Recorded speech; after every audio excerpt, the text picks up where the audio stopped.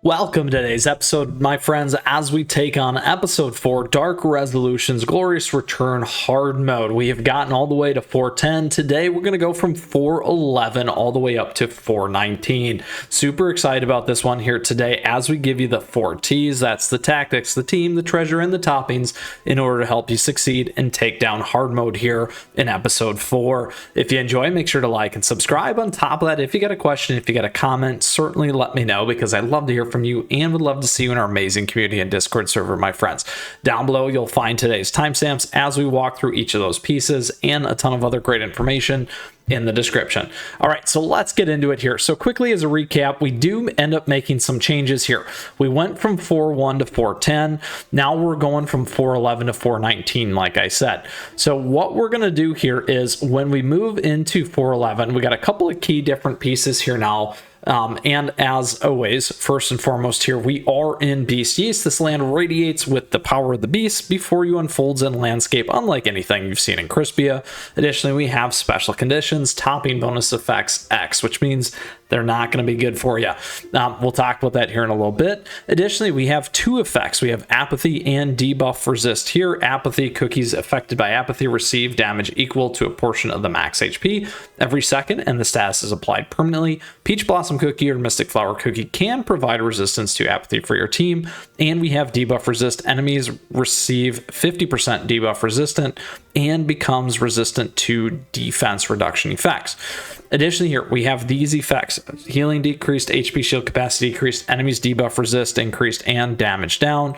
We also have access to twin dragons here. The team's yin energy greatly increases if yin and yang has already been triggered. This effect will be activated at the end of yin and yang's duration.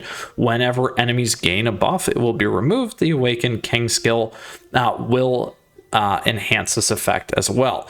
So a couple things here. Generally, we're going to run into kind of like a mini boss or demi boss, and then all of our other waves as always. Now, a couple things here. This is the original team that allowed us to get from 4.1 to 4.10. Now we have to do something a little bit different to continue our progression, and this is the team right here that I found to really work well. So let's go ahead and dive into it here.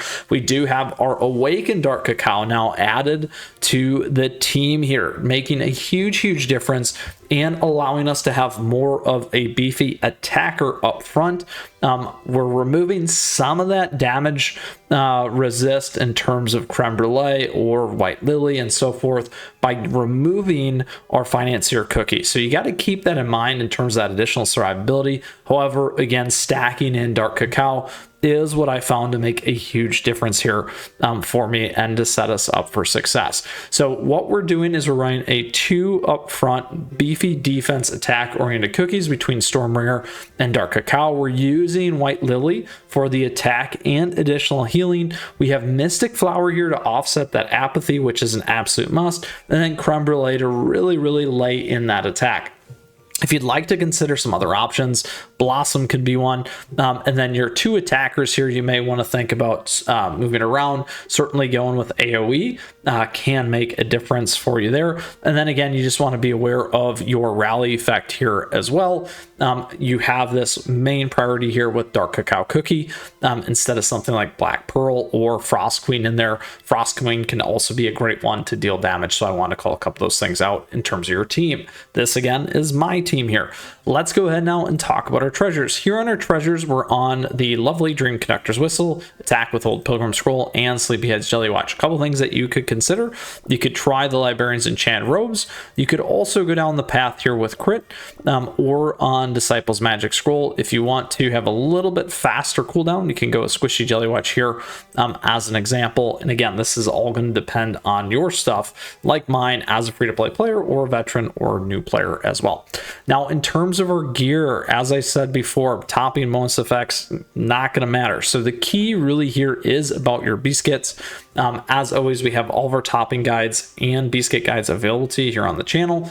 You can check those out or also check out our playlist down below. A couple things around this one here. We are on crit in terms of our beast kit. Here's what we have for our beast kit for Stormbringer. Here's our beast kit. We're on solid almond here for Dark Cacao. We have good damage resist bypass, good HP, and some debuff resist. Some areas of opportunity there.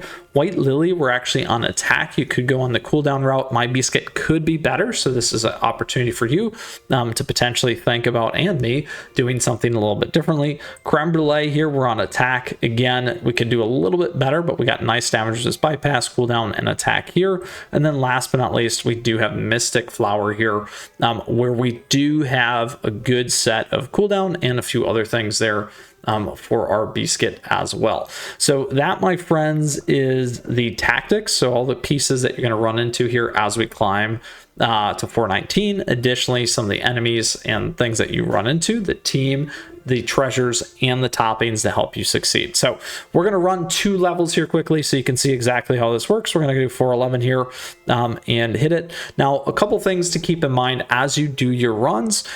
Certainly make sure that you do take advantage of this right here behind me so that you can use that to its best abilities. And depending on some of the timing on where your cookies are at, that's going to make the big difference there for you. If you start to feel like you're getting overwhelmed, generally that's going to be a good opportunity to really drop this and make a difference, or try and hold it for the back half in that second part of the run. As always, we got swag and merch available to you if you'd like. And don't forget to like and subscribe. All great ways to support the channel, so thank you. All right, so here we go into that back half. A couple things here. Like I said, we still have access to use this right here. All right, so now we're kind of getting overwhelmed. You may want to drop it just like me, dealing some additional damage, stripping off any buffs, those kinds of things. Here we go. Now, the other nice thing about this, as always, in hard mode for Beast Yeast, we don't need all 5 cookies to survive. We just need to survive and get by. All right, there we go, my friends. That is 411 for you, showing that this team can absolutely make its way through. There we go. We are now going to go all the way up to 418, so to get you right before we hit the boss there. Let's go ahead to opening in the rocks. All right. Now, in this one, again, we now face another piece where we do have the yin and yang and the apathy and debuff resist. So again, calling this out for your awareness here, the yin yang gauge will increase those kinds of things. We don't have any of those harder bosses here for this one. Let's get into it though, so you can see exactly how this team is going to succeed and take down 418. Again, paying attention to the bar at the top, how you want to use that, and then combo that here with the additional effects. Paying attention to making sure that we don't totally get overran. In this scenario, again, depending on how much you've ran this, or when you get into trouble with your team, you may want to consider using this up here behind me once again, or saving it as you get into that second phase. There we go. And we're opening that up for us here into 418.